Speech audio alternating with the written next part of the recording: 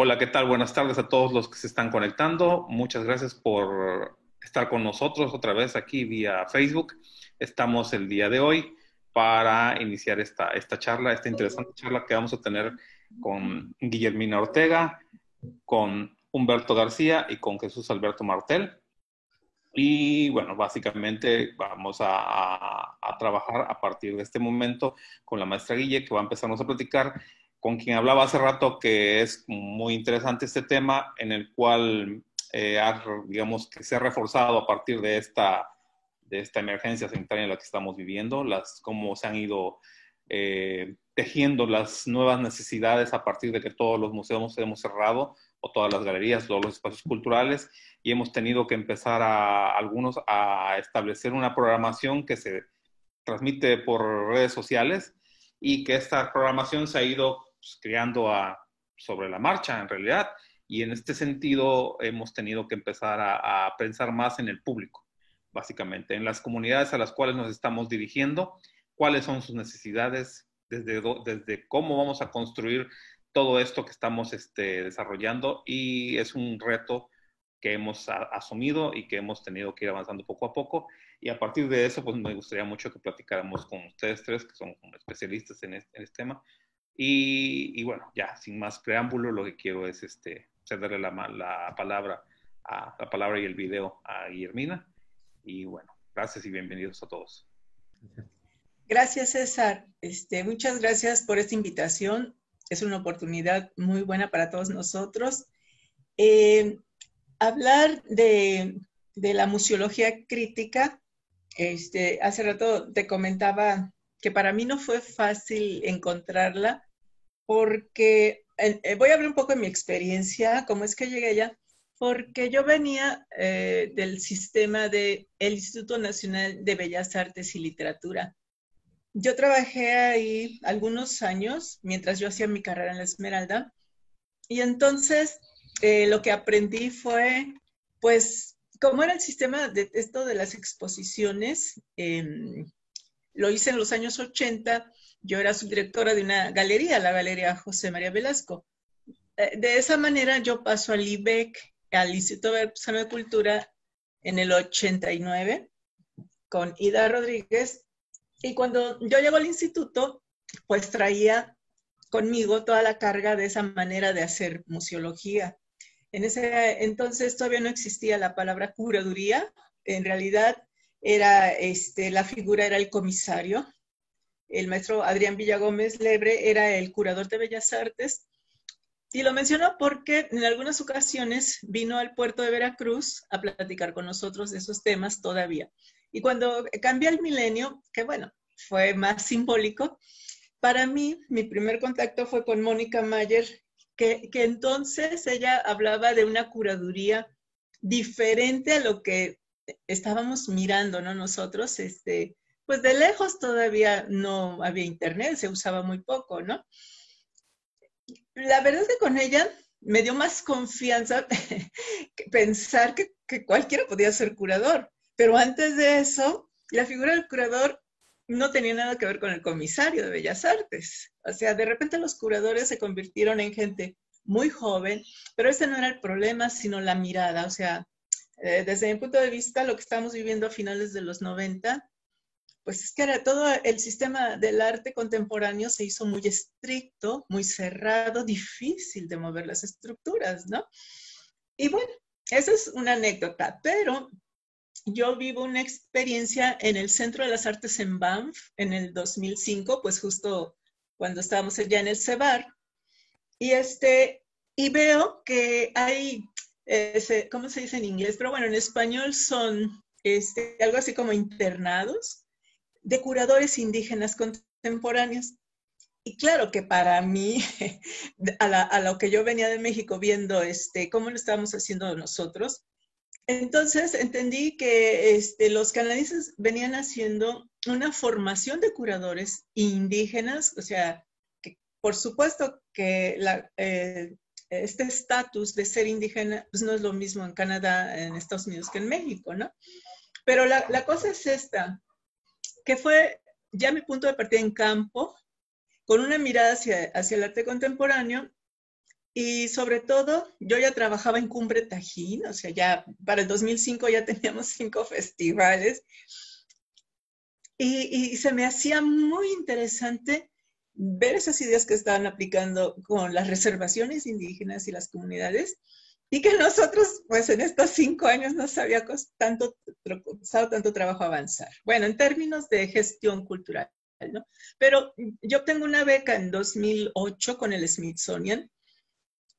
Mi trabajo consistía en una estancia en varios museos. Con ellos, bueno, fue ver sus colecciones, ¿no? Cuando yo llego al museo que está en Washington y me llevan a todas las salas, ya fue para mí así una experiencia extrema, lo digo yo porque pues yo he trabajado con este sistema de bellas artes y se me hacía increíble que, por ejemplo, una de las características de este museo, el que está en Washington, era que el, no sé, 90% del staff, de los trabajadores, desde el director del museo hasta, no sé, el empleado que cuida la sala, debería tener afiliación étnica, o sea, pertenecer a un grupo indígena. Y entonces más me cambiaba la vida, porque entonces yo comprobaba cómo es que en estos países ya se venía dando escuelas de curaduría y que no tenía que ver con todos estos prejuicios que ya me había construido en México, ¿no? Sino que eran los profesionales de los museos, de cualquier grupo étnico, Cheyenne, Mojo, etcétera, y que no todos tenían maestría, bueno, ni licenciatura o maestría o doctorado. Sí había muchos, pero que había un sistema de curaduría formal que los educaba en cuestiones de curaduría específicamente indígena desde la preparatoria, bueno, lo que nosotros acá llamamos preparatoria, ¿no? Entonces, claro que con eso mi interés creció, al mismo tiempo, bueno, yo fui cambiando mi manera de pensar respecto a la obra personal, ¿no? Y hago la maestría, para esto, bueno, antes de la maestría, el Smithsonian en el 2008 me propones que hagamos las colaboraciones, fueron como 3 años aproximadamente hasta el 2000, todavía bastante, pero bueno, y entonces hago curaduría con ellos, ¿no? Y también museología, porque para mí la museología no fue de lleno, fue todo un proceso, pero vivencial. Y una de las cosas que a mí me pedía el Smithsonian, por ejemplo, teníamos una galería que después se quemó en el Cumbre Tajín, que se llamaba El Nicho de la Tierra. Y en esa galería, que fue nuestra primera galería hasta como por no me acuerdo en qué año fue el incendio, 2013 me parece, o 2014, no me acuerdo. Nuestras exposiciones las apoyó Smithsonian y conmigo, bueno, yo sí sentía la exigencia en el sentido de cómo aplicar un presupuesto, ¿no? Que en México, pues lo convencional sería, haces la exposición, haces la museología, la curaduría, sacas un flyer y ellos me decían, sí le vamos a dar el dinero, pero así no. Queremos una manera donde lo principal que se viera es la cultura indígena viva, o sea, la cultura indígena en toda su expresión, ¿no? Fue para mí, bueno, muy importante en mi vida porque ahora que lo veo para atrás, para mí realmente eso fue una residencia.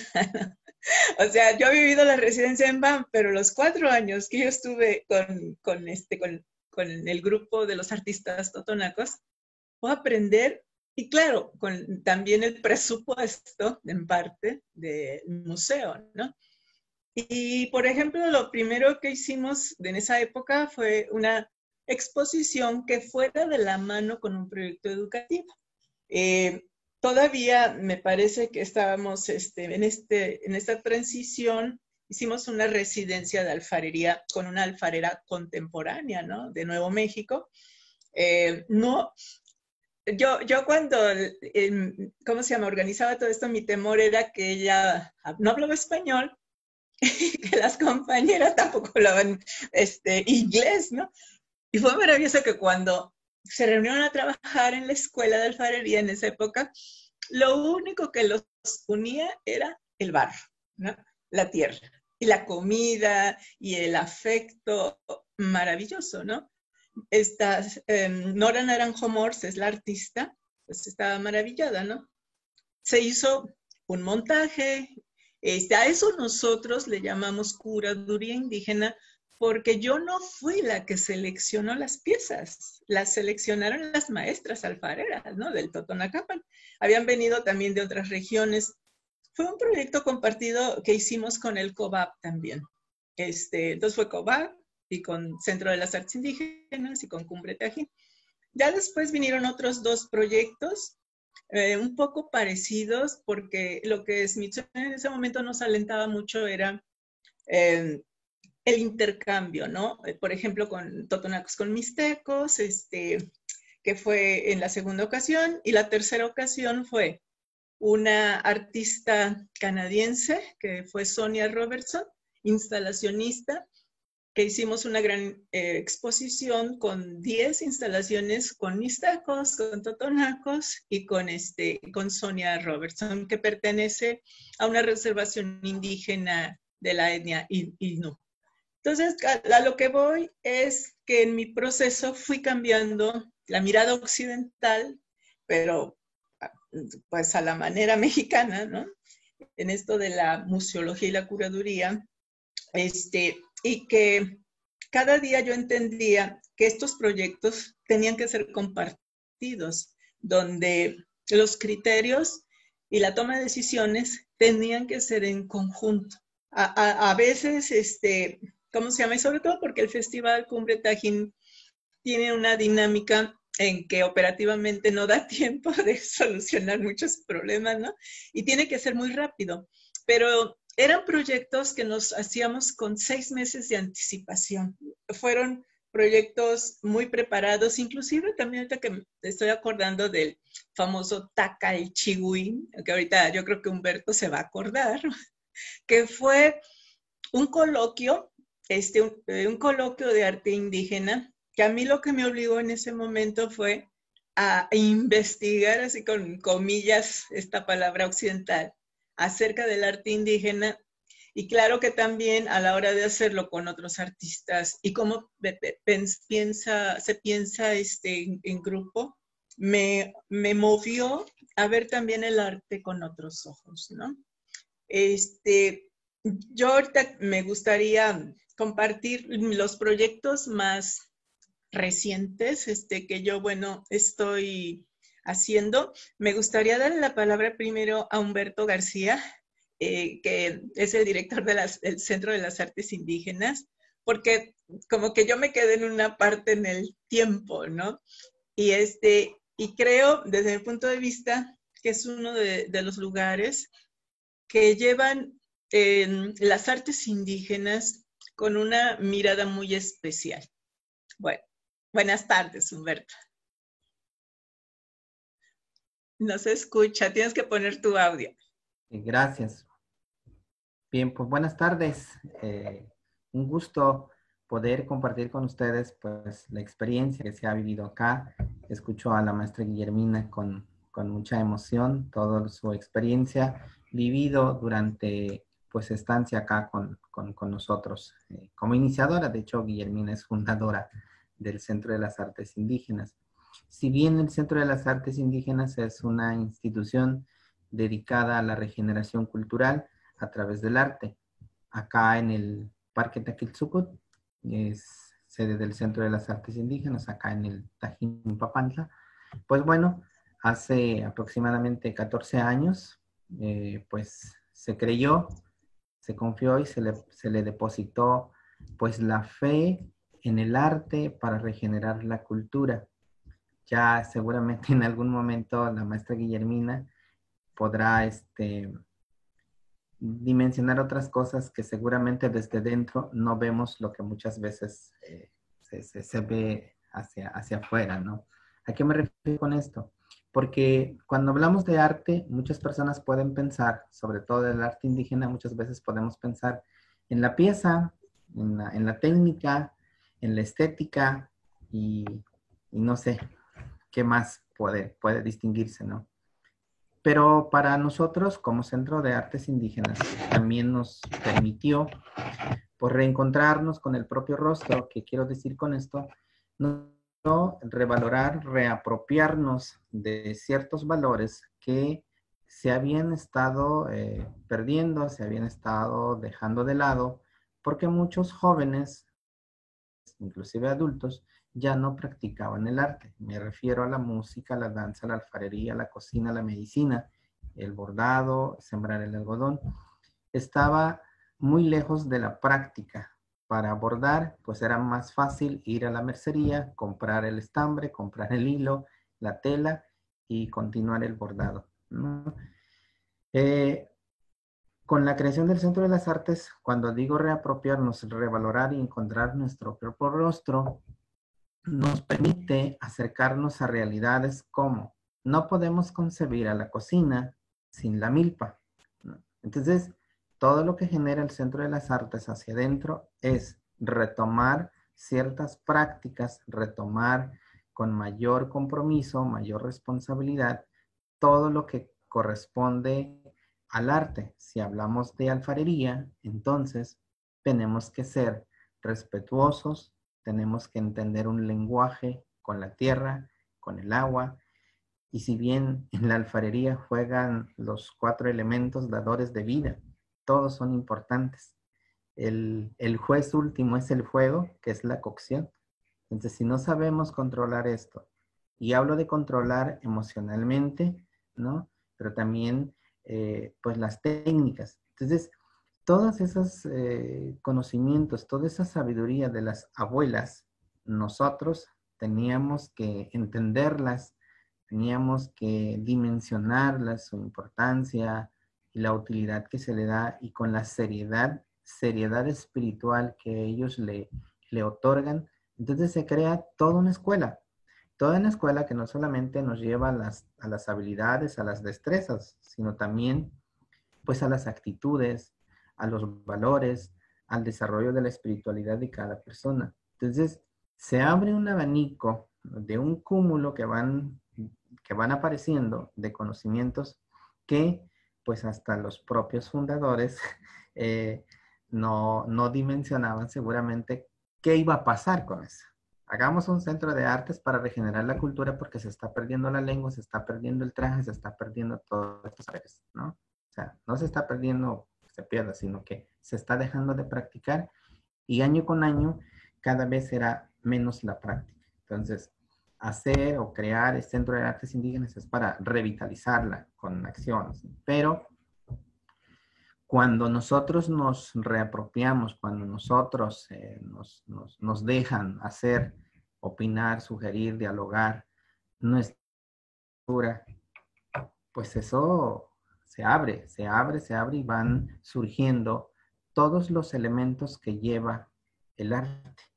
Entonces, es tan profundo el conocimiento, y a la par los que le entraron con ganas, con gusto, pues se enamoraron de lo que crearon, se enamoraron del arte. Entonces, poco a poco fuimos consolidando un centro de artes indígenas. Hoy somos 16 casas escuelas de tradición.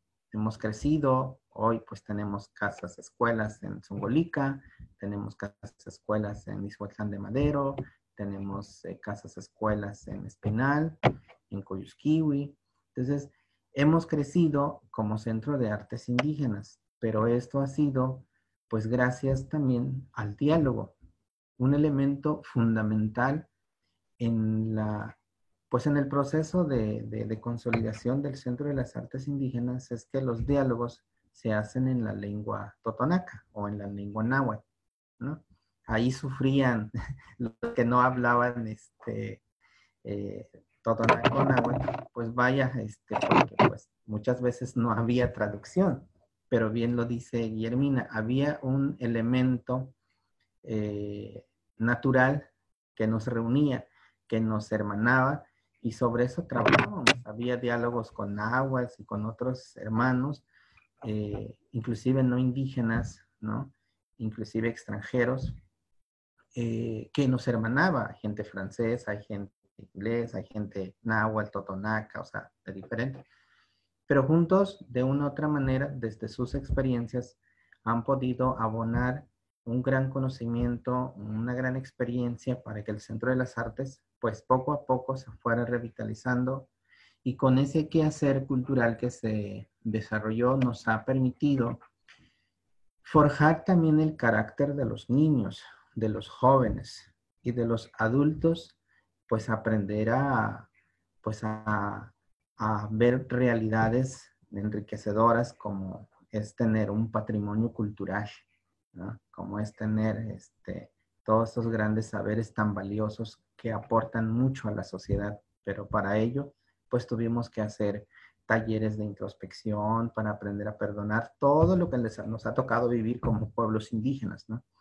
Hubo dolor, hubo tristeza, hubo llanto, hubo alegrías, llegamos a las ofrendas, o sea, al abrir el abanico de todo un patrimonio, aparece como en automático todo lo que conlleva una cultura. Entonces, por sí sola, creo yo, el Centro de las Artes Indígenas, en este caso los pueblos, difícilmente pueden sobrevivir con tantas cosas que nos ha tocado, pero hermanando las experiencias, los corazones, los saberes, pues esto es un superpotencial de conocimiento. Podemos pensar varios, inclusive cuando yo llegué acá, pues es como el crear un centro de artes indígenas. Pues ok, no te quedas como con el arte, pero al adentrarte con todo lo que conlleva, pues es con la propia vida, ¿no? Vienes a vivir, ¿no? Vienes a hacer arte, entonces debes estar bien psicológica, emocional, espiritualmente, físicamente, ¿no? Entonces, abrir todas esas posibilidades en el que uno se sienta bien, pues es un proceso que te alimente, te nutra y quizás vemos la parte estética, ¿no? Pero lo sustantivo de lo que es el CAE, la parte de la esencia, pues está en su energía espiritual por toda la carga de conocimientos que trae, y no solo de ahorita, sino con todo lo que hemos podido heredar como pueblo totonaca, ¿no? Entonces, eso es lo que hemos vivido en el Centro de las Artes Indígenas, y en el caminar, pues se han podido compartir diferentes experiencias en diferentes formatos. Si hablamos de museo, por ejemplo, tenemos una casa escuela de museología, pues también ha sido un proceso. Los de la primera generación, pues tuvieron que entender qué es museología desde la propia lengua, ¿no? ¿Qué es eso, no? ¿Qué es una museología? Entonces, acá los compañeros que trabajaron más de un año en un solo concepto, ¿no? ¿Qué es la museología? ¿Qué es el arte? ¿No? Pues concluyeron que es es la expresión del don, ¿no? O sea, cuando uno nace, dicen las parteras que nacemos con un don que si lo vemos desde la niña espiritual se traduce en una ofrenda. Si lo vemos académicamente, pues es una vocación. Bueno, entonces, ¿cómo eso se manifiesta, ¿no? En lo tangible?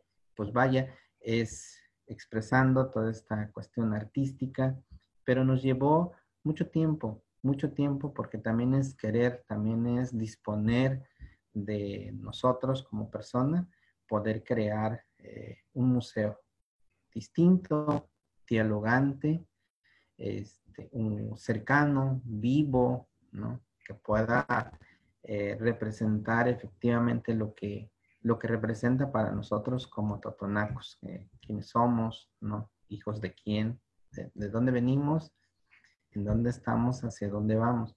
Entonces, la experiencia ha sido muy interesante porque se conjuga muchos saberes y abierto al diálogo con otros pueblos de otras latitudes, pues eso nos permite ahondar más en nuestro trabajo de estudio para con nosotros mismos, ¿no?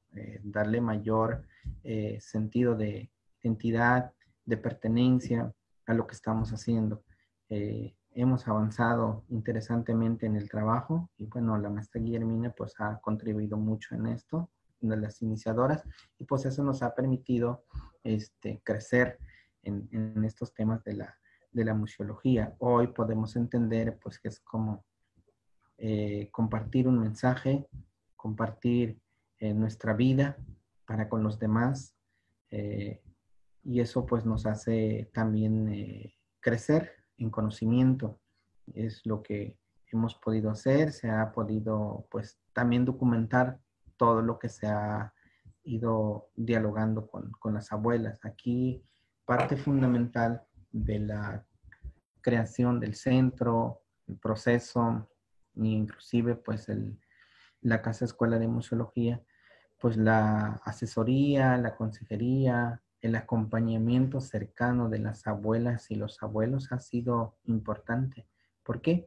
Porque al poner en un escenario, al poner en un espacio toda esta cuestión museográfica que tiene nuestra cultura, pues tiene que tener un sentido de identidad, que a las abuelas, los abuelos digan, ah, ok, mira, esta olla, este comal, esta estrella, este elemento, pues sí, o sea, pertenece a la cultura, significa eso.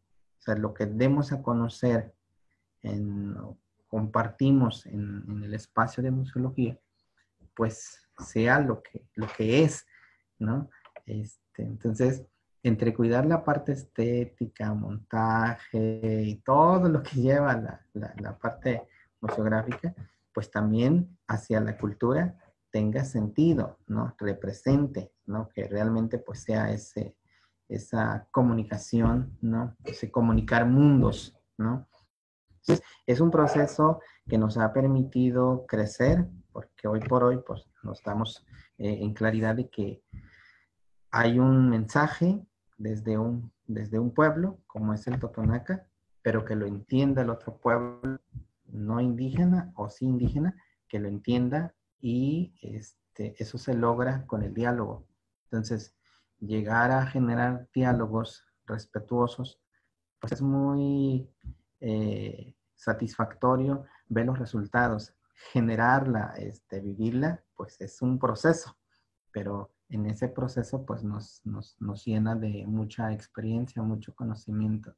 Entonces, en el Centro de las Artes, de entre muchas cosas que hacemos, pues hacemos también la museología, pero de sus elementos fundamentales son los abuelos, las abuelas, el diálogo respetuoso, constante, permanente, y también pues el manejo de la lengua, en este caso de la lengua totonaca, ¿no? Y también pues saber comunicarlo, saber traducir a otros mundos. Afortunadamente hemos tenido en el andar pues gente sensible, flexible, comprensiva a los pasos que vamos dando. Es una forma distinta a los sistemas institucionales dialogar con los pueblos. Hay otros tiempos, los calendarios son distintos.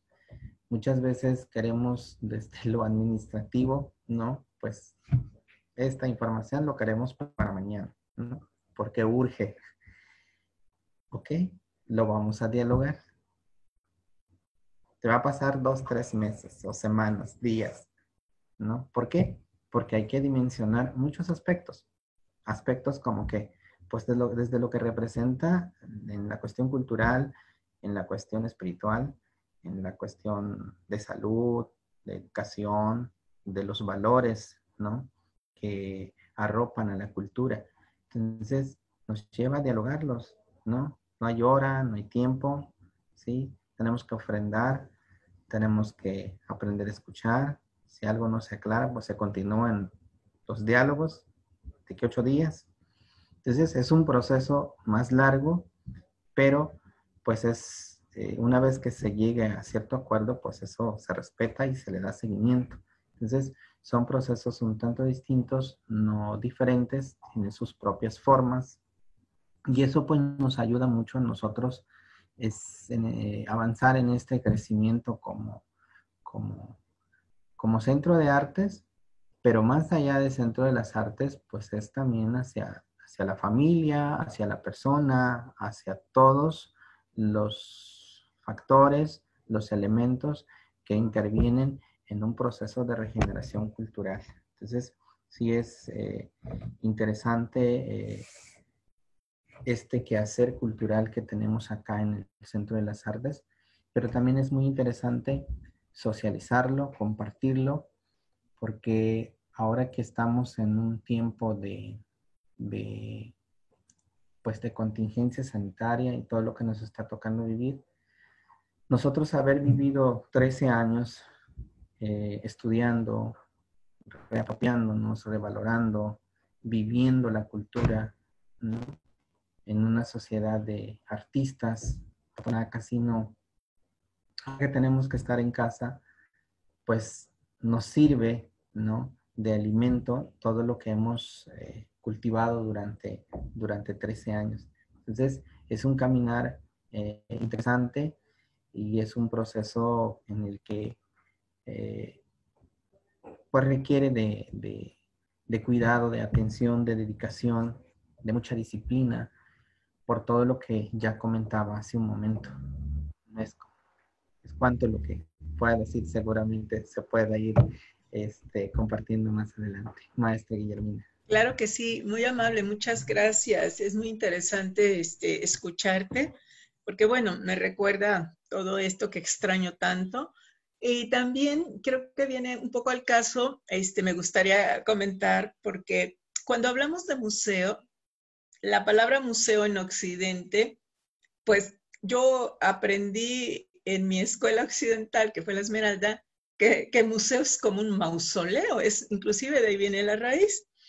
Entonces uno piensa generalmente en el gran museo como aquí en Jalapa, el Museo de Antropología de Jalapa, en México, el Museo del Palacio de Bellas Artes, ¿no? Etcétera. Y creo que eso es también algo que yo aprendí con Smithsonian, cuando empezamos a hacer este trabajo, porque pues nuestra galería, que era el nicho de la tierra, para quien lo haya conocido, pues era una palapa con tierra, ¿no? Si el nicho de la tierra era una arquitectura un poco contemporánea, porque se adaptó con los materiales de madera, palma y tarro, así funcionamos durante muchos años. Pero a lo que voy es a esto. En esta nueva museología, bueno, fuera primero la nueva museología y ahora se llama museología crítica, el punto es precisamente eso. El museo no es el mausoleo, o sea, el museo no es el edificio. La museología no es la arquitectura, es una actitud, es un proyecto, es un plan, es un programa. Por eso me quedó claro con Smithsonian, porque el trabajo que hacía era a través de toda Latinoamérica y sobre todo en países de habla hispana donde hay muchas comunidades indígenas, que es Centroamérica y Sudamérica, ¿no? Lo digo también porque, por ejemplo, en las comunidades indígenas del Totonacapan, y yo me acuerdo en esas épocas que todavía no teníamos, ¿cómo se llama? ¿Cómo se llama? Las subsedes que acaba de mencionar Humberto en diferentes municipios. A mí me tocó recorrer los primeros museos comunitarios, en realidad nada más uno allá, ya después conocí otro en Oaxaca, que fue el de Coyusquiwi. El punto es que yo decía, bueno, ¿cuál es la diferencia con el museo comunitario, por ejemplo, en Coyusquiwi? Que en ese momento, yo no sé ahora,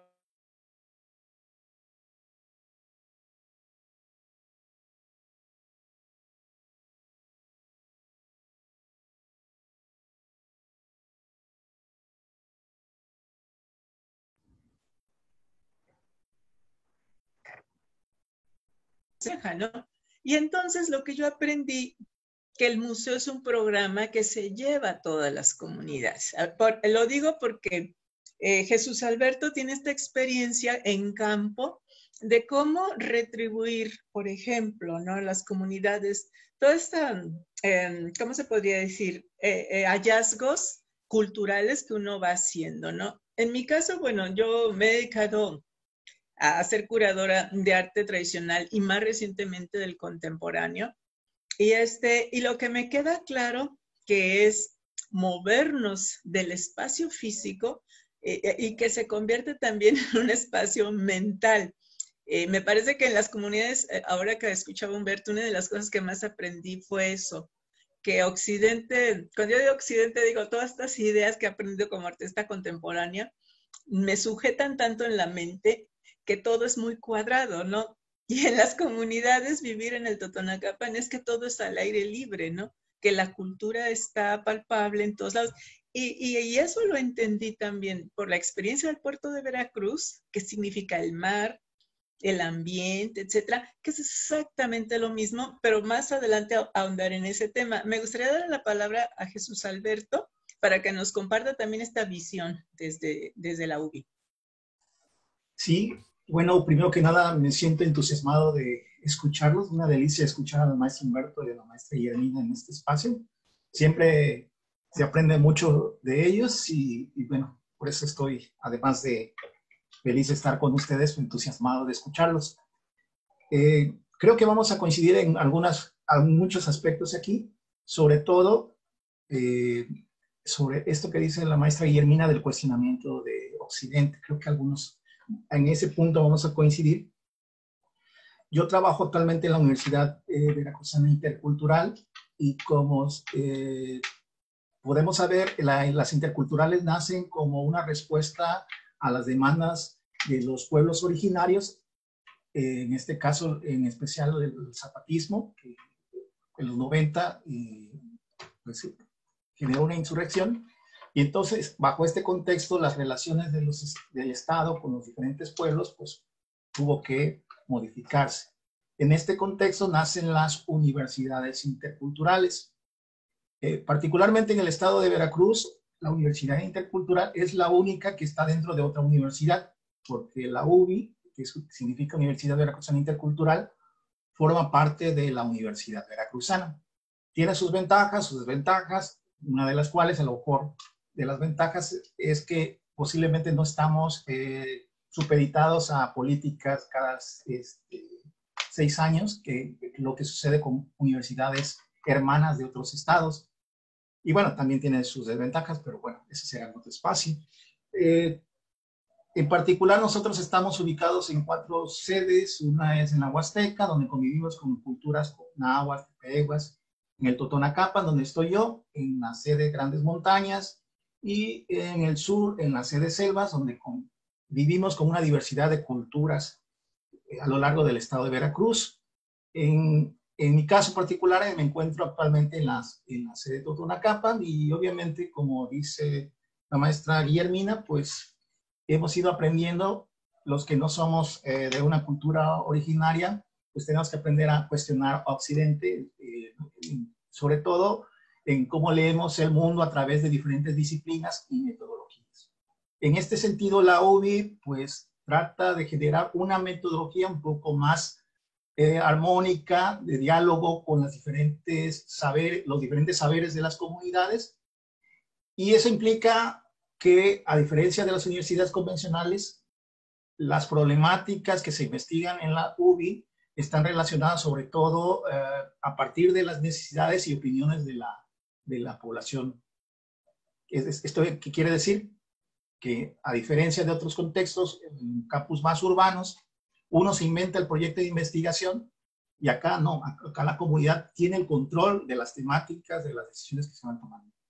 Dicho esto, también el compromiso como alguien investigador que acompaña los procesos de las comunidades, tiene como obligación que eso que investiga no solamente sirva en beneficio únicamente del investigador que publica y se va y ya no vuelve a saber nada de la comunidad de él, sino que con los estudiantes se investiga las comunidades, pero primero se les pide autorización a las comunidades si se puede realizar la investigación, y segundo, se tiene que hacer una retribución. ¿Qué quiere decir esto? Que tiene que devolver el conocimiento que se organiza en la universidad, de tal manera que utilice el lenguaje, el idioma de las comunidades y que sea accesible para todos.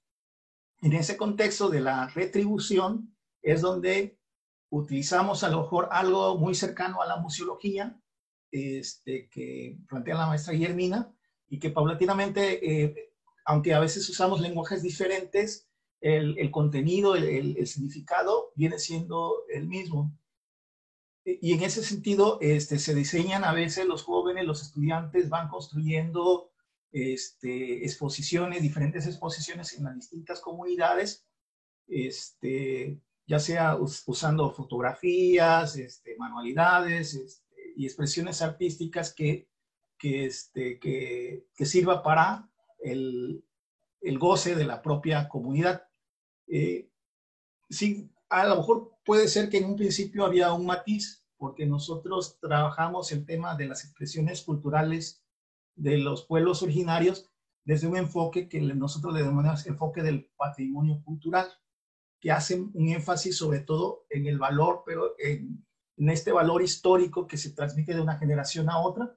Pero gracias al contacto que hemos tenido con la maestra Guillermina, pues lo hemos venido como enriqueciendo y entonces sumamos valores. Esta idea del patrimonio que busca reconocer ese valor de legado que hay de una generación a otra, y con la expresión, con esto de las artes, aparte de un cuestionamiento sobre las condiciones por las cuales se encuentran las artes de los pueblos o las condiciones por las cuales hacen que nombremos determinada manera ciertas expresiones artísticas, por ejemplo, este debate clásico de las artesanías artes, ¿por qué se llama, por qué le decimos así?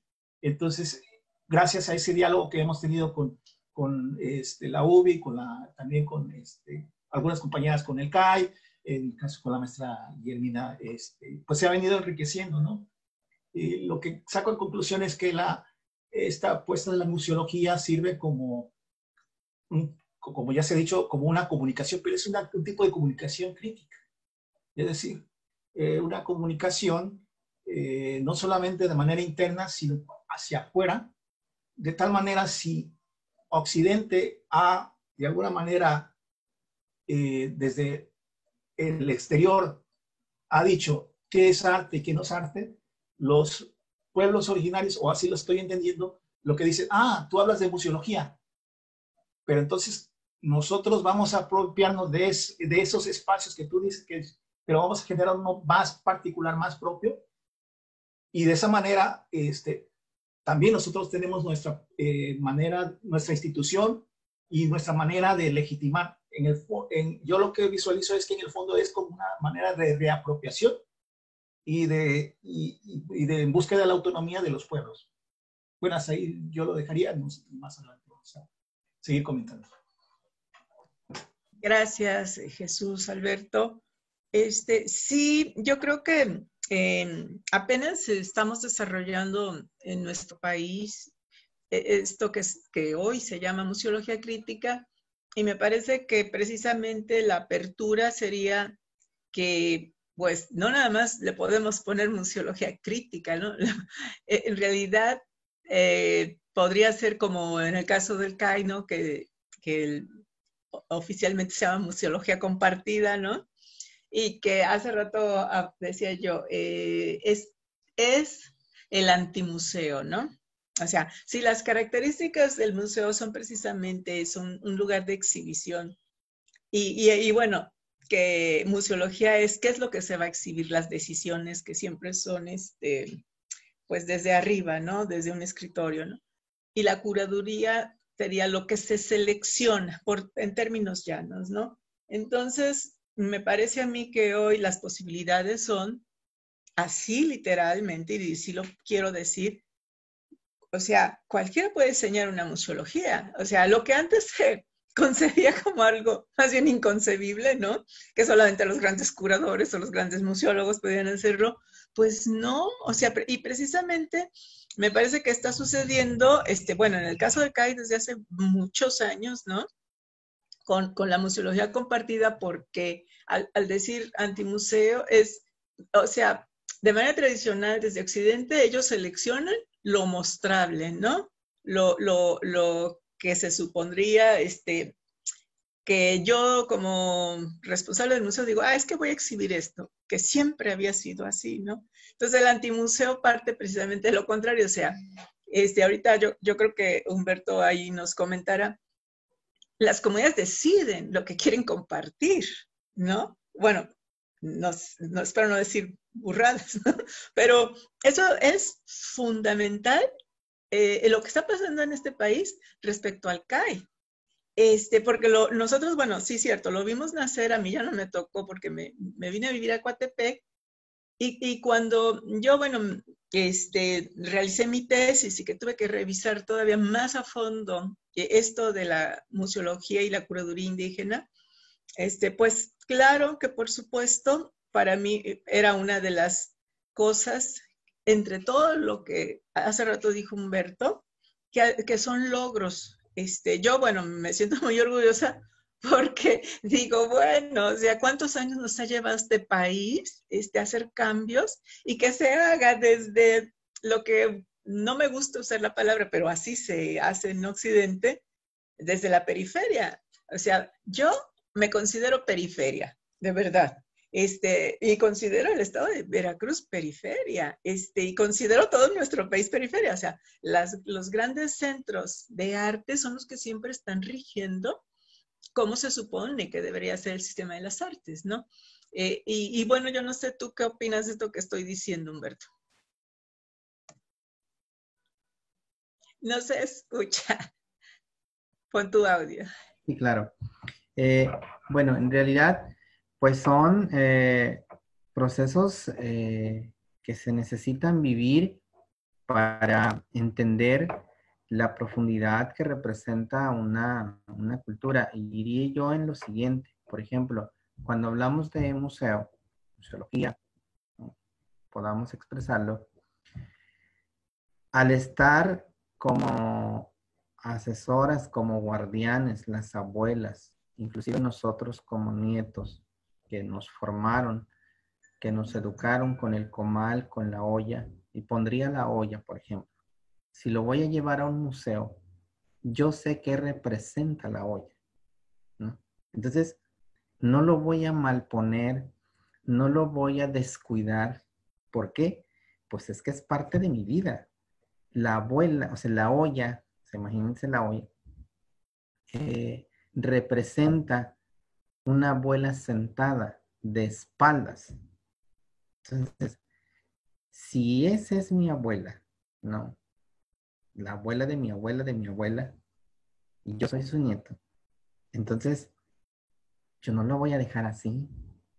Yo necesito darle un lugar digno en el espacio físico de la museología.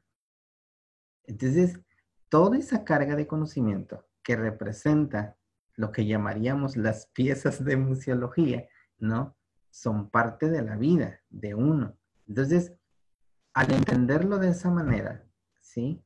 Entonces, cobra mucha importancia, cobra vida por lo que ya decía hace un momento, su carga de conocimiento, ¿no? Entonces, sí es muy cuidado para nosotros como indígenas, todo lo que compartimos, todo lo que socializamos en un espacio museográfico, ¿no? ¿Por qué?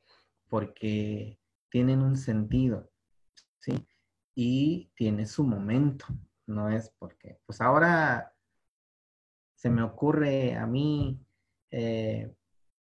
poner un museo de Día de Muertos. No, no es tiempo y no debo de jugar entonces con eso. Entonces, todo tiene su momento. Entonces, esas cosas de los saberes de los pueblos, pues sí es importante reconocerles, ¿no? Darles su derecho, ¿no? Que corresponde para no trastocar ciertas cosas.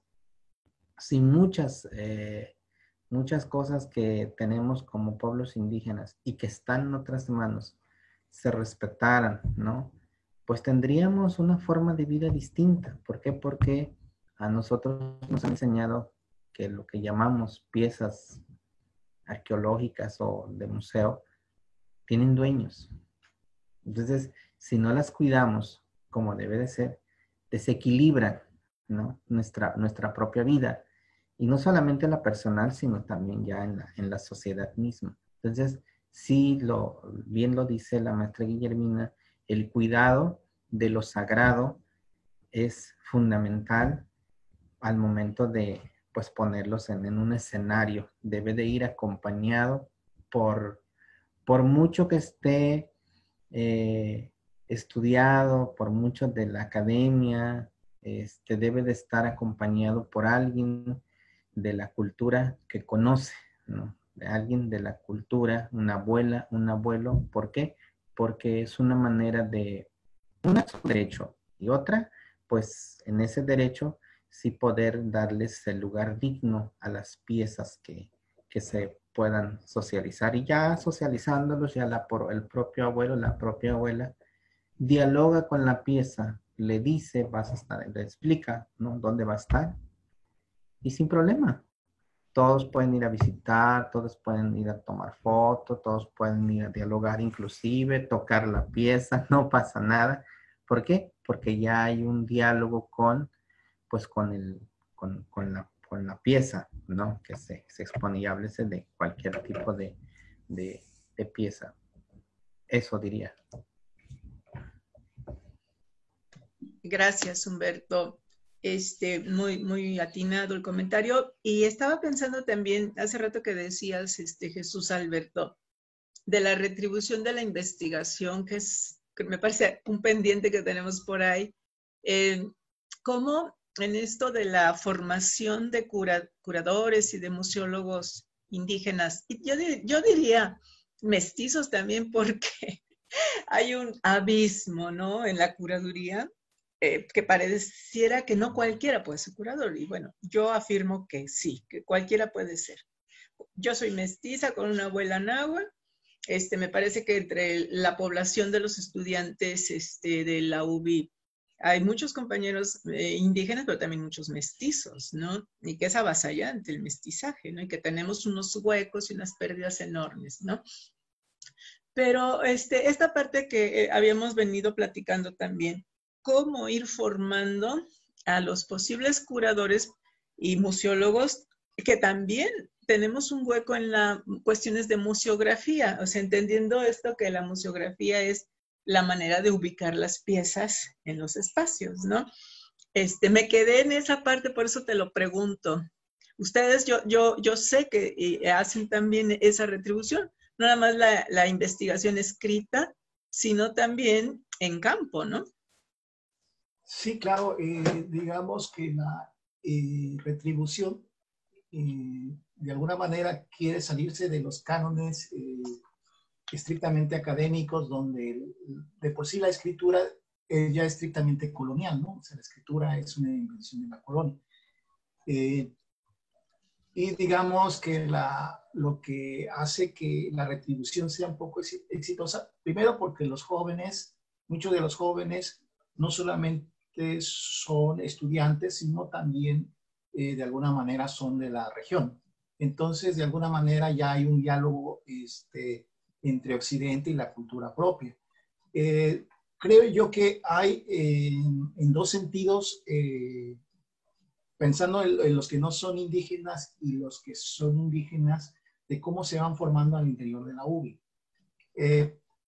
Yo creo que el compromiso de los jóvenes que no son indígenas obviamente van apoyados de jóvenes de la cultura materna de la región, pero creo que si somos exitosos para que se formen esos curadores, primero para el no indígena es lo que en el comienzo de la presentación tú expusiste, es el cuestionamiento de Occidente, no, pensándolo más bien, el cuestionamiento del etnocentrismo que muchas veces tenemos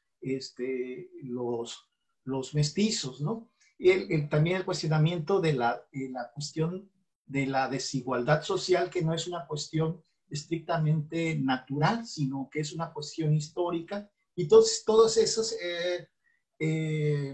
conceptos o ideas, además de la inmersión de la cosmovisión, a los imaginarios, a lo simbólico de la cultura local, es lo que permite formar, independientemente de que no seas indígena, nativo, digamos así.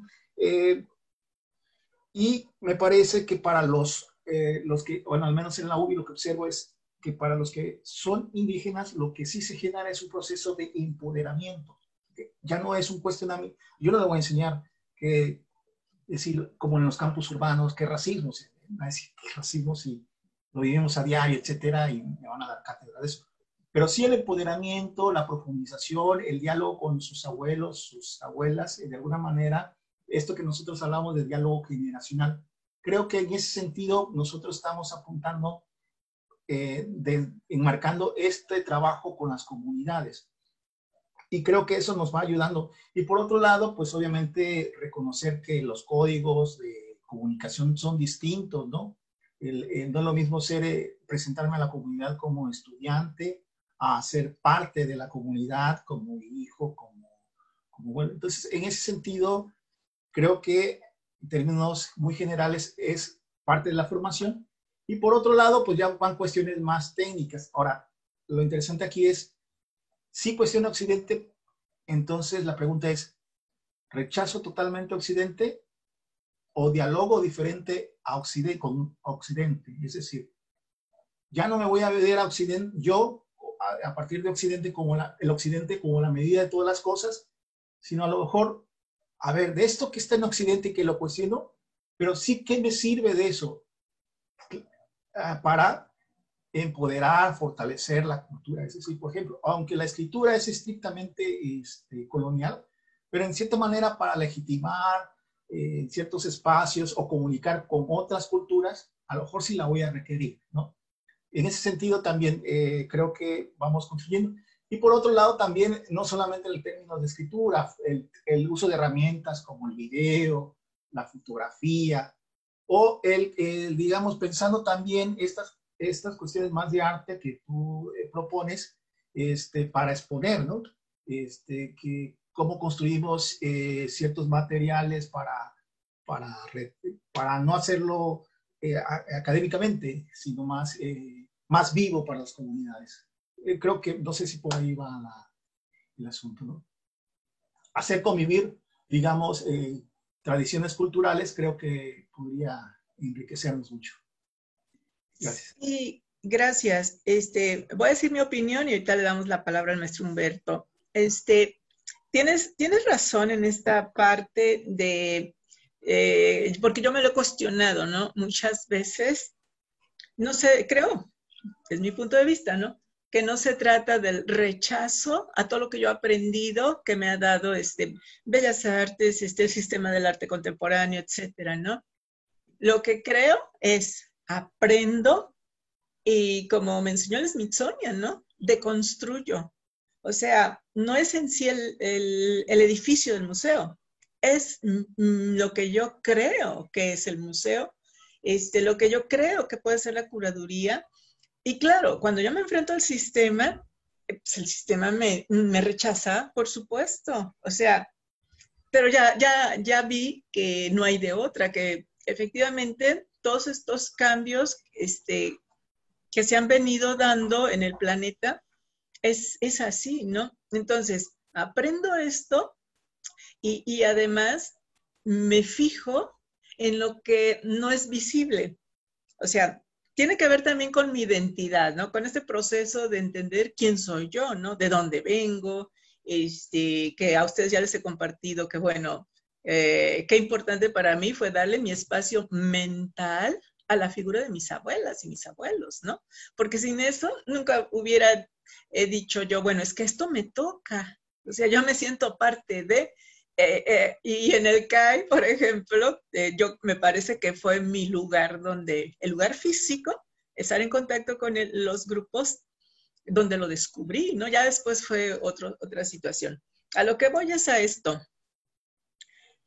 En mi área, que es el arte contemporáneo, como docente, facilitadora y con los grupos de artistas, me tocó hacer propuestas de una curaduría pues, no iba a decir compartida, pero yo creo que no es exactamente la palabra.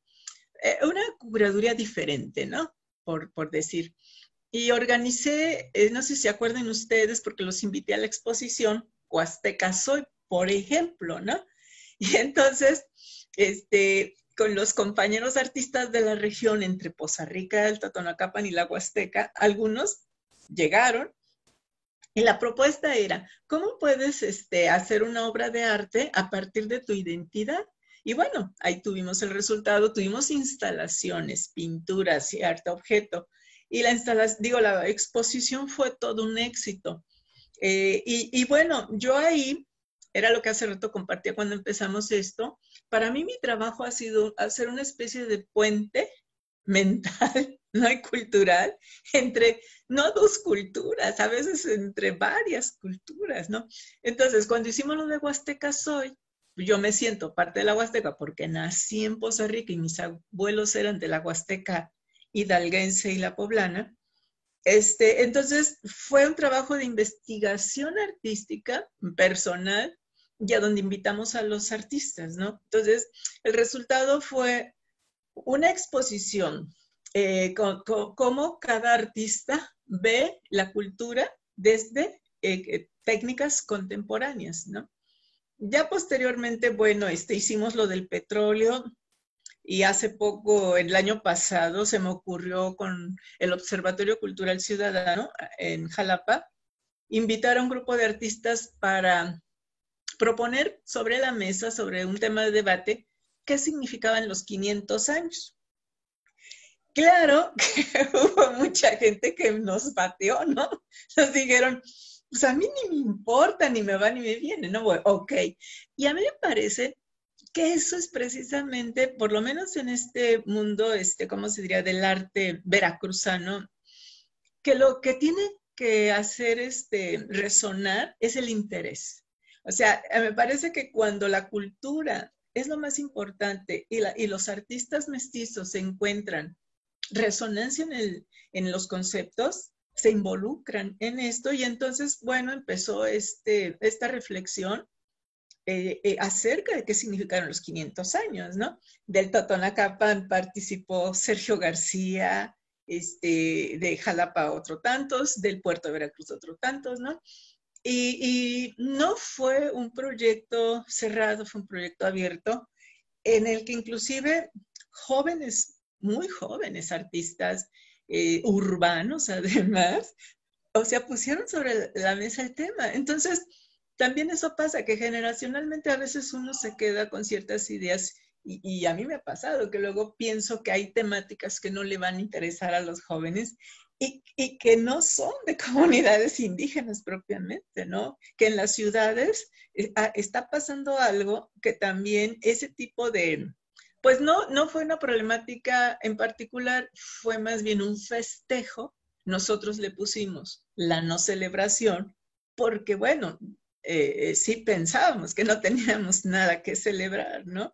Eso es tan solo alguno de los trabajos donde yo he vivido la experiencia en un cruce de diferentes culturas y de diferentes identidades, que era algo que antes a mí se me hacía, pues, no difícil, no imposible, pero que con mi formación sobre todo de la ciudad, que fue la Ciudad de México, pues las cosas de allá se ven de manera diferente. Entonces, también me parece que en este momento que ya tenemos más de un año, casi año y medio, que se habla mucho de lo comunitario, me parece que hoy más que nunca deberíamos de estarlo practicando, pero que no lo sabemos hacer. O sea, es un término tan manipulado que todavía tendríamos que estarlo reflexionando y que sobre todo las comunidades indígenas tendrían mucho que enseñarnos a todos los mestizos a qué significa eso de trabajar de manera comunitaria,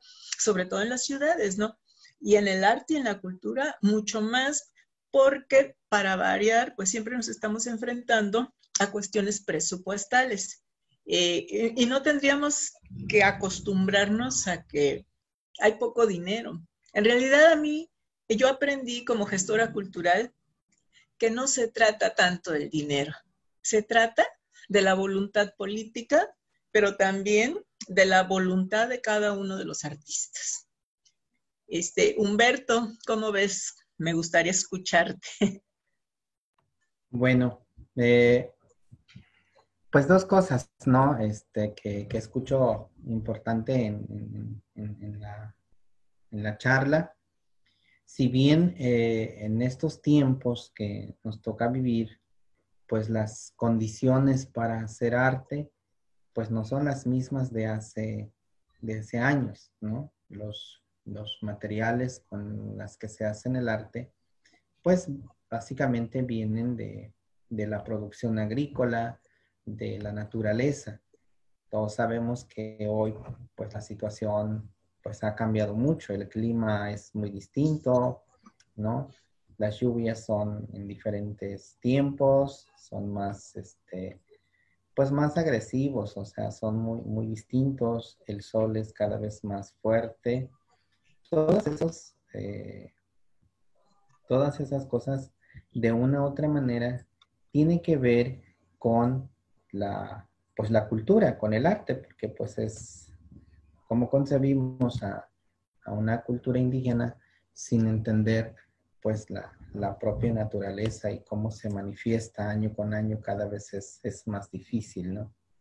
Y ello pues tiene que ver con lo que producimos como pueblos indígenas, desde la propia indumentaria, desde la propia música, la propia alfarería, la propia cocina, decía casi en mi inicio, pues ¿qué voy a cocinar? Pues lo que produzco en la milpa, pero si no hay lluvia, entonces mi milpa ya no es autosustentable, ¿no? Entonces, pensar en regeneración cultural, pensar en arte indígena, sí también es pensar en el campo, pero también es muy importante que pensemos en no quedarnos, escuchaba a Jesús Martel del término etnocentrismo, ¿no? O sea, me puedo meter como totonaca en mi propia cultura, pero no puedo quedarme aislado y no pasa nada aquí, ¿no?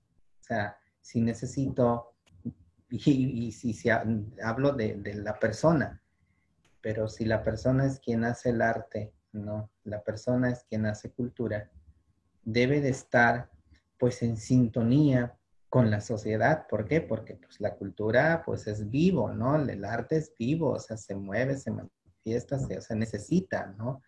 Y en estos tiempos pues necesita reinventarse. Si no se reinventa con lo que hay, por ejemplo, ahorita nosotros, yo poco mucho la experiencia que he ido cultivando, si no tuviéramos esta cercanía con la tecnología, ¿cómo llegamos hacia, no? Yo cómo, o sea, cómo conocen, ¿no? Por lo menos cómo escuchan, cómo se enteran de una forma de vida de Humberto, de la cultura totonaca, si no tuviéramos estas herramientas de comunicación. Entonces, si bien hemos ido revitalizando nuestra cultura, pero también entonces cómo la socializo con los demás compañeros, ¿no? Entonces, todo es posible en el diálogo, desde lo que las academias nos enseñan, porque también con todo lo que se pueda leer, con todo lo que se pueda estudiar, pues me deja conceptos. ¿Cómo se vive? Entonces, aquí la postura es de que, a ver, de lo que leo, de lo que escucho, ¿no? De las academias y todos los grandes estudiosos. Ok, bueno, entonces yo lo pienso, ¿cómo lo vivo en mi comunidad? ¿Cómo vivo en mi comunidad la museología, ¿no? ¿Cómo vivo, ¿no? Si bien los autores, conocedores, curadores de arte y todo, ¿no? Bueno, entonces, ¿cómo yo lo vivo? ¿Cómo yo lo vivo? Y en las casas, pues hay curadoras, ahí las abuelas y son, a ver, la olla va aquí y esta olla no se mueve de aquí, aunque ya no funcione para la cocina, ¿no? Y esto está bien, esto no está bien. Entonces, hay todo pues un juez, ¿no? Que vela todo este conocimiento. Entonces, sí comulgar con lo que nos enseña la academia para entenderlo desde nuestra propia lengua y,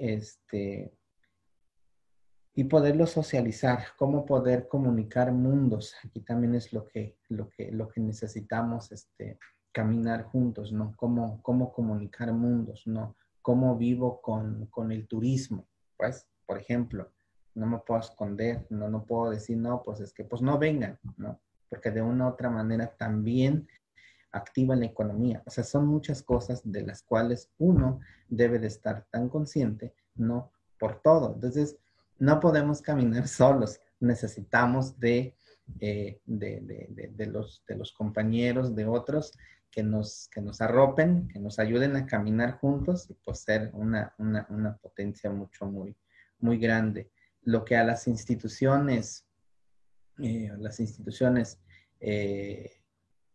deben de acompañarnos en el camino, pues es a través del diálogo, ¿no? Debe de ser a través del diálogo. Cómo reconocen los derechos de los pueblos, cómo los acompañan en su camino y darles pues esa libertad de construir su propio quehacer, su propia cultura, ¿no? Desde sus formas propias de vida. Yo creo que ese diálogo respetuoso, si bien hacia el interior se fortalece, día a día se reflexiona, pero también con las instituciones, pues generar esa comunión de acompañamiento, realmente ser un mediador, ¿no? Y pues esto, la gente de las comunidades indígenas no le vas a enseñar a vivir su propia cultura, ya lo sabe. Pero hoy por hoy, por todo lo que ya decía hace un momento, de todo lo que se ha debilitado, ¿no? En lo económico, en el medio ambiente, en la salud, o sea, en muchas cosas, ¿no? Afectan de una u otra manera, pues, a la cultura. Entonces, ¿qué compete a las instituciones? Pues acompañarnos en el camino, en el margen del respeto. Yo creo que somos una gran nación que puede abonar pues a una mejor sociedad, ¿no? A una sociedad más consciente, a una sociedad más humana pues por todo lo que nos toca vivir, ¿no? Es cuanto. Jesús Alberto, ¿tú qué agregarías?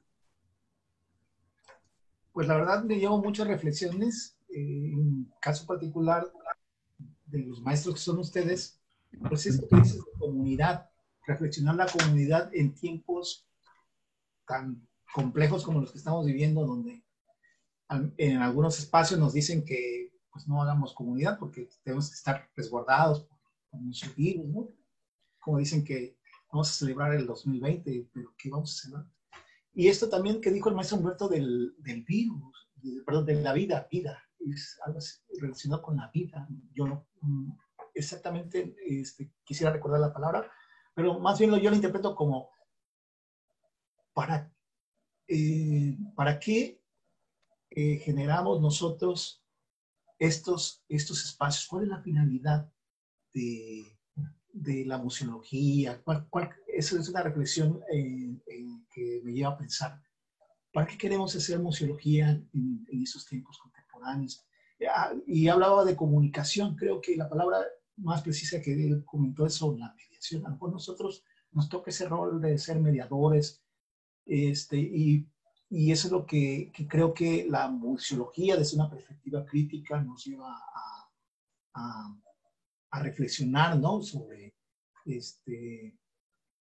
cuál es, digamos, el papel de las artes contemporáneas. ¿La queremos representar como esa cuestión, eso que cuestionamos?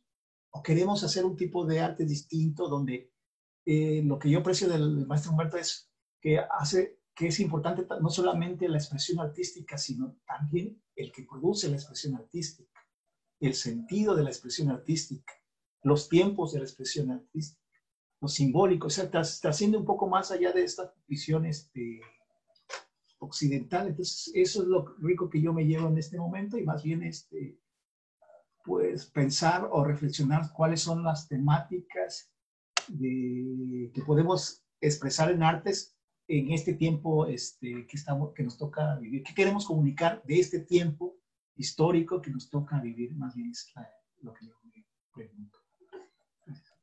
Gracias. Qué bueno que me recordaste de otras cosas que quería decir, porque yo hace rato, bueno, saqué a colación esto que significa la política comunitaria, ¿no? Para la Secretaría de Cultura, ¿no? La federal, pero y creo que es poco tiempo también, o sea, cuando vivimos en un país que, bueno, habría que ver, ¿no? Todo lo que nos ha sucedido, basta con ver las noticias cada día, ¿no? Y me haces pensar también esto, que yo muchas veces me lo he cuestionado, ¿no? Y también hace rato lo platicaba, porque muchas veces, por ejemplo, nos cuestionamos, alguna vez con Ida Rodríguez Prampolini, esto de la plástica veracruzana, ¿no? Y luego yo me cuestionaba, o sea, ¿para qué pinto? O sea, ¿cuál es el sentido? Porque Occidente siempre dice, es que el artista es así como que, ¿cómo se podría decir? Todavía una idea bastante romántica, ¿no? A mí me parece que no, que esas ideas románticas ya no pertenecen a este momento. A lo mejor también tiene que ver con mi proceso de cómo me ha ido con las instituciones y trabajar en campo. Hablando en términos de lo que significa museología y curaduría para mí el día de hoy, es que sí es cierto, o sea, tenemos que ser muy creativos. O sea, hay cosas que ya no están funcionando. O sea, hoy, de repente, cuando alguien me dice curadora, me hace sentir incómoda porque yo sé que en el medio occidental, pues ser curador es el que selecciona, pero además el que excluye, el que tiene esa capacidad moral y ética, entre comillas, de qué es bueno y qué es malo, ¿no? Y entonces, pues la verdad es que no me gustaría hacer eso. Entonces, los proyectos que en mi caso he hecho este año, desde que empezó la pandemia, ¿no? Porque además, bueno, con los alumnos yo siempre me planteo, ¿para qué les va a servir la materia, ¿no? En la licenciatura de gestión cultural o en la de la maestría de estudios sobre el arte, ¿no? Tiene que ser que mi área, que son las artes plásticas, sirva para procesos comunitarios, porque si no, yo no quiero repetir esto de donde venimos, ¿no? Entonces, lo que se me ocurrió este año, y además empezando la pandemia, que fue el 26 de abril, fue organizar una exposición virtual, que para ir así un poco hablando en términos de el antimuseo, sería la anticuraduría, ¿no? Y en el Facebook a mí se me ocurrió decir, a ver, está esta exposición, ¿quién quiere participar? Llegaron 50 artistas del estado de Veracruz, de otros estados, de la Ciudad de México, de Canadá y de Colombia. No hubo ningún ¿cómo se dice? El canon, y que si pasas a ver cuántas exposiciones individuales tienes, ¿no? Cuántas colectivas, ¿no? Y yo le puse además exposición comunitaria. Fue padre en general, creo que la experiencia, que además estábamos apenas empezando, a mí me dio mucho, sobre todo ver de qué manera se puede trasladar una exposición, porque además ni conocía yo a los artistas, a la mayoría, de lo presencial a lo virtual. A final de cuentas, fue una curaduría diferente, pero sí fue una curaduría. El segundo evento lo vamos a inaugurar el domingo, es un comercial también, y me estoy metiendo, yo sé, en un tema que no es fácil, que era lo que hace rato comentaba, porque a los alumnos en esta ocasión yo les propuse, hablemos de la pintura veracruzana. En otras épocas, hacer una curaduría de pintura veracruzana siempre era con todos los creadores con trayectoria. Y entonces yo he aprendido esto, que todos nuestros proyectos, si no somos incluyentes, me parece que no estamos, ¿cómo se podría decir?, cumpliendo nuestra función.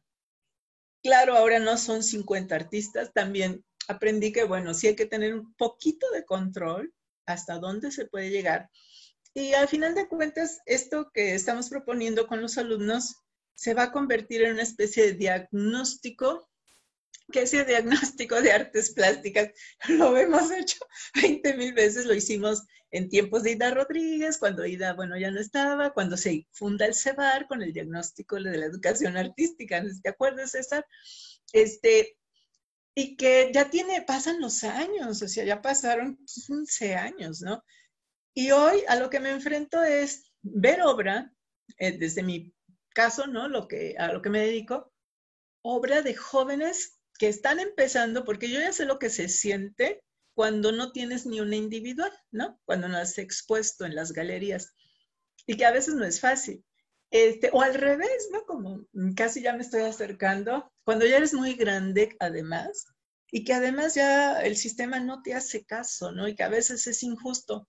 Y bueno, me voy a atrever a decir algo que estos momentos, sobre todo porque creo que estoy muy sensibilizada, los artistas se nos están yendo, pero no se están yendo por viejos, se están yendo porque se enferman y porque pues fallecen, ¿no? Entonces, esas partes a mí me han dejado, pues sí, mucha reflexión, como lo estamos platicando en este momento, de que nosotros, bueno, los gestores culturales, los docentes, todavía tenemos huecos, tenemos limitaciones, ¿no? No nos alcanza el tiempo ni el presupuesto, pero que hay veces que son más bien las ideas las que se aterricen, ¿no? Contribuir con un poquito, porque si bien ahorita con esta exposición sí es una investigación hasta cierto sentido, ¿no? Que el Face, como decía Humberto, también nos da cercanía a la tecnología. Y yo hago las exposiciones en el Face porque se me hace que es un lugar muy democrático. Casi todos los jóvenes lo tienen, inclusive los grandes, ¿no? Y es a veces por necesidad.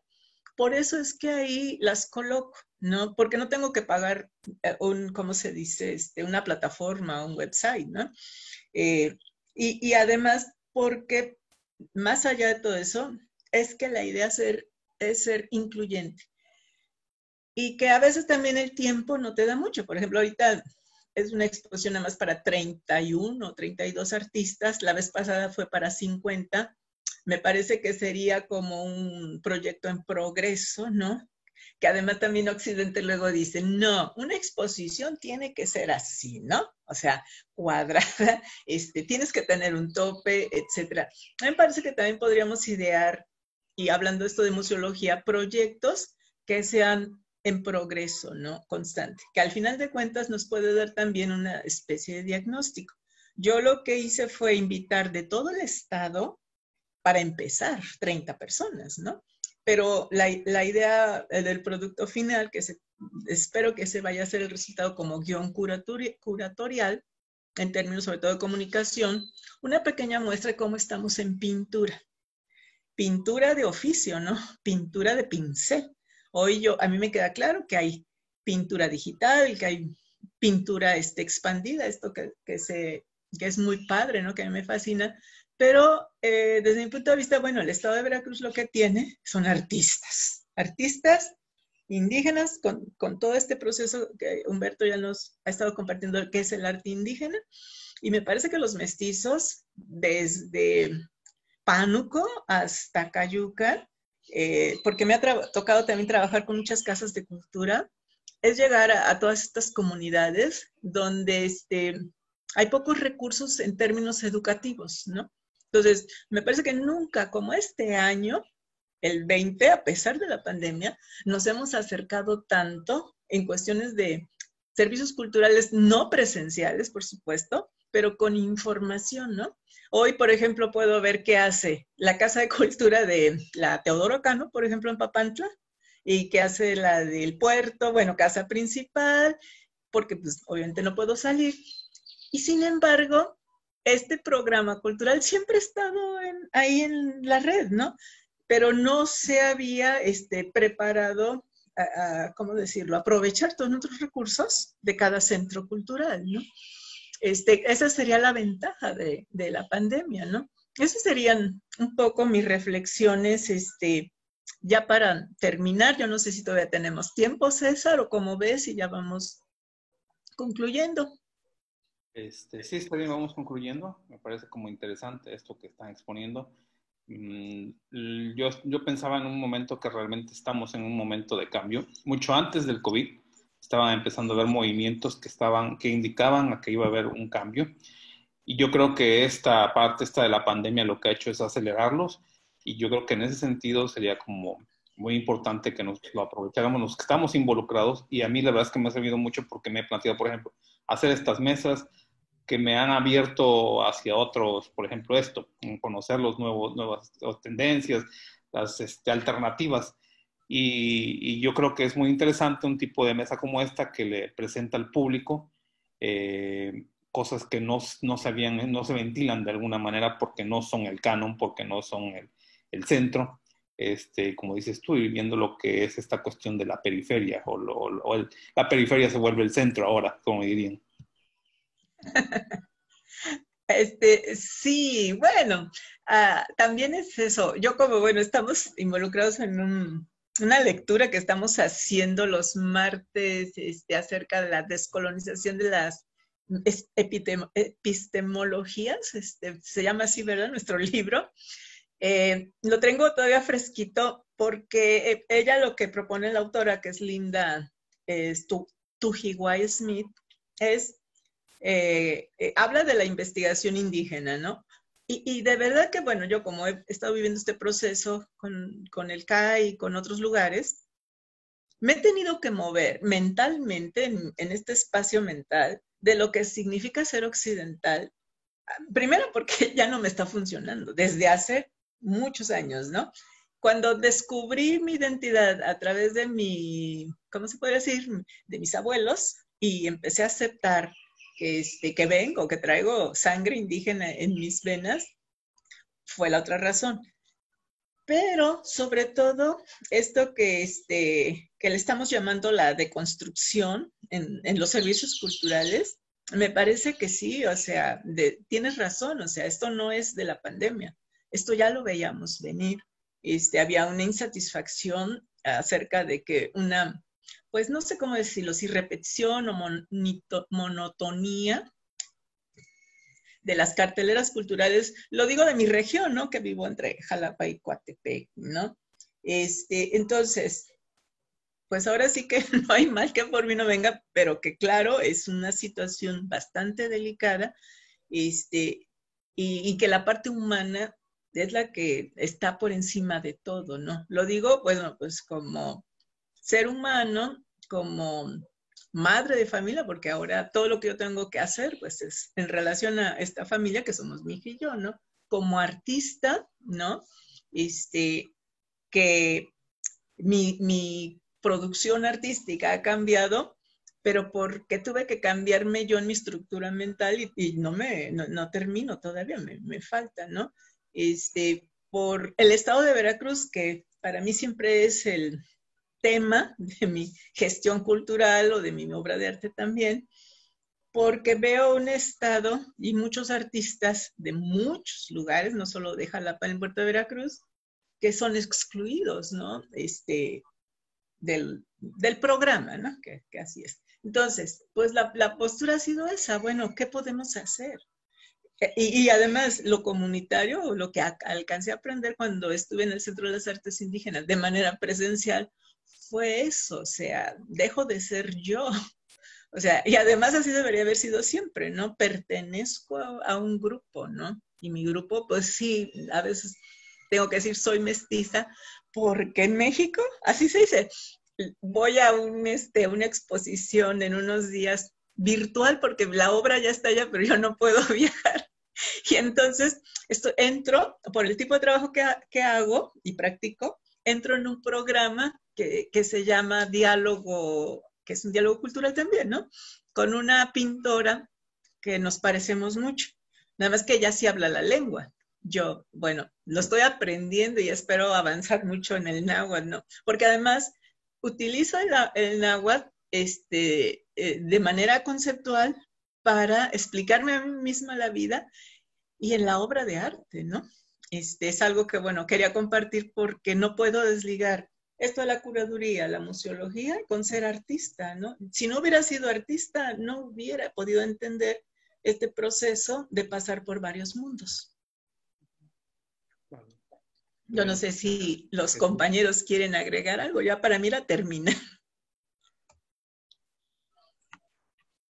Sí, no sé si quieren añadir. Yo creo que lo que vamos a hacer también al final es que este conversatorio lo vamos a dividir en dos. Nos extendimos hora y media Uy. porque también los tiempos del Facebook son difíciles. La gente no está acostumbrada a tanto tiempo. Entonces lo que voy a hacer, si mejor va a ser como dividirlo en dos. Y ya no sé si tienen alguna cosa para finalizar tanto Humberto como Jesús. Sí, pues agradecer primeramente poder generar estos diálogos, si bien también es un aprendizaje, pues a la par de compartir nuestra experiencia, pues en este proceso, ¿no? Nada es acabado, todo es perfectible y entender justamente eso, ¿no? Somos seres vivos, pensamos y sentimos y en el camino pues andamos y encontrándonos, pues nos permite, ¿no? Revitalizarnos ambos, ¿no? Entonces, pues es un gusto poder charlar con ustedes.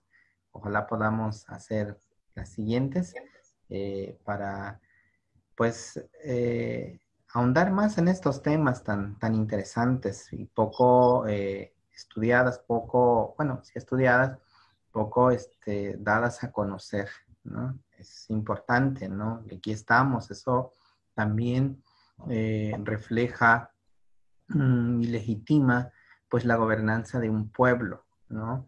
Eso nos acerca a otros espacios, ¿no? Entonces, es bueno generar estas charlas. Pues es un gusto compartir nuestra experiencia.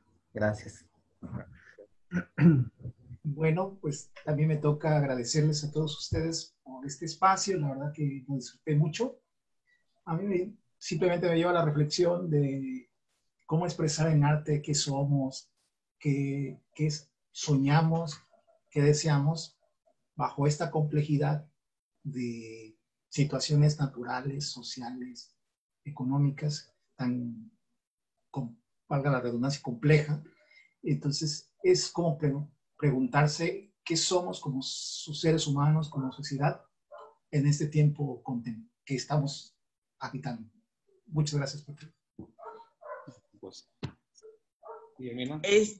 Sí, yo lo único que me gustaría añadir es a lo mejor sueño, que creo que de alguna manera la respuesta también para Jesús Alberto, a lo mejor porque soy artista, pero bueno, estoy acostumbrada a que todos los sueños tengo que plantearlos en obra de arte, ¿no?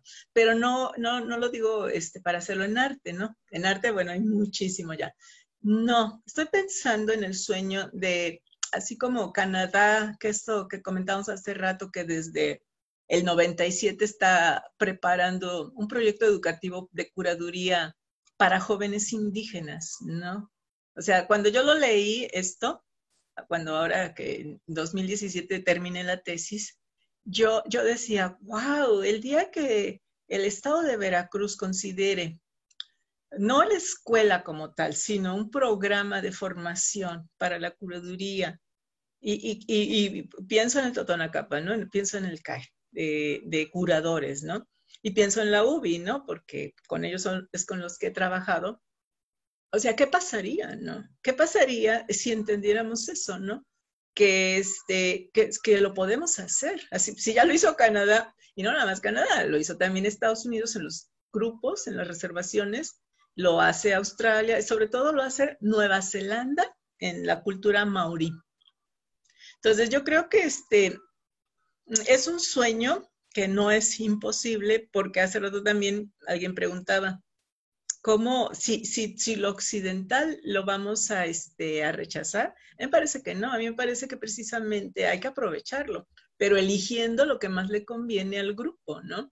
Y sobre todo en el aspecto cultural, porque no nada más sería lo indígena. Yo cuando pienso en el estado de Veracruz, siempre he pensado en los diferentes trópicos. Yo viví 15 años en el puerto de Veracruz y para los porteños, porque yo me consideré porteña cuando vivía ahí, yo pensaba, ay, el mar, el clima, el calor, etcétera. Y ya después, cuando me volví a mover de ahí, que me vine a los diferentes trópicos, digo, pero es que el trópico hoy, sobre todo lo vivo mucho en mi obra de arte. O sea, son muchos trópicos, son muchos paisajes. Y este paisaje contemporáneo del estado de Veracruz, sobre todo con las personas, ¿no? Yo hago mi obra, bueno, en un tema que no es muy agradable, que es el de las mujeres desaparecidas, pero me ha hecho voltear a ver a las nuevas generaciones. A lo mejor la generación de mi hija de 18 años, ¿no? Y ver cómo algo está pasando con las nuevas generaciones. Lo veo también en la literatura cuando alcanzo a ver la obra de, ¿cómo se llama? De escritora porteña que me gusta mucho, Fernanda. Fernanda Melchor. Fernanda Melchor. O sea, y lo veo en el cine, lo veo en el teatro, lo veo en el, sobre todo, ya me acordé algo que quería decir, en el video indígena. Cuando yo aprendí a ver video indígena, me cambió la vida, porque entonces entendí que ahí está la diferencia en las miradas también, ¿no? O sea, la cultura la tiene uno en la piel, la tiene uno, o sea, todo uno es cultura, ¿no? Y cuando lo manifestamos en el arte, precisamente se dan estos, pues podríamos decirlo, puentes, ¿no? El transitar en diferentes fronteras. Y en una frontera también, entre el ser indígena y el ser mestizo, o entre vivir en la comunidad o ir a la ciudad, ¿no? Que son situaciones que a mí, no necesariamente siendo indígena, pero yo me sentí extraña en otra tierra. Por ejemplo, pues cuando viví en la Ciudad de México o cuando me desplazo también en diferentes territorios, ¿no? Eso es algo que pocas veces lo comentamos, lo hablamos y que está sucediendo en el arte y la cultura. Entonces quiero pensar que algún día, no sé cómo, pero podríamos tener esa formación de jóvenes curadores y museólogos. Y además, bueno, muchas gracias por esta invitación. Yo también lo disfruté mucho, me encanta hablar mucho de esto. Y que bueno, estamos trabajando ahí poco a poco. Pues bueno, muchas gracias a todos, a Guillermina, a Humberto, a Jesús. Y bueno, los invitamos a los que nos están viendo a que sigan conectados por Facebook, que nos sigan viendo en las actividades que subimos constantemente en el Facebook de Casa Principal y que compartan, porque también de eso se trata estos espacios, es de compartir para que todo el mundo alcance y lleguemos a esto que estamos produciendo diariamente. Bueno, sin más otra cosa, nuevamente gracias y pues estamos en contacto.